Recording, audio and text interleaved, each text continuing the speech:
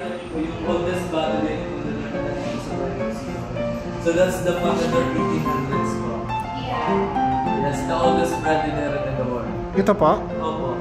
Sorry. So that's 30% alcohol beverage, sir, or 60%. Totally sir po po yun, sir. Original po po yung naman niya. Ayan. Pero nabuksan na siya, no? Nabuksan ka na, nag-evaporate po sa akin. Ah, nag-evaporate. Sumingaw na po siya. Nasira na po yung top.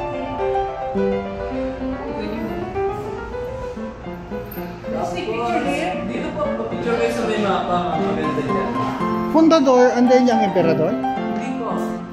Si Emperador po, sir, is the local brand dito sa Ah. Hindi niya ano-ano po si Fundador. Si Fundador po hanggang ngayon imported yan from Spain.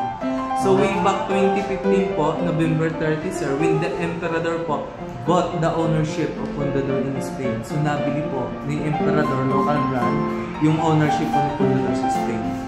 Na-acquire po yan ni Emperador, si Fundador po sa Spain. Way back 2015 po, November 30. So, ang mas original si Fundador? Fundador po talaga. Dito sa Pilipinas po, ang original po talaga, as a local brand, Emperador.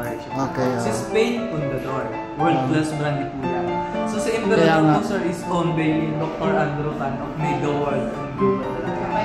So siya po ang nakabili. Siya po ang nakabili kay Fundador. Way back 2015 po, November 30. Okay. Hindi po, nauna na po siya mag-brand business ng Emperador. So, bali hanggang sa mabili po niya,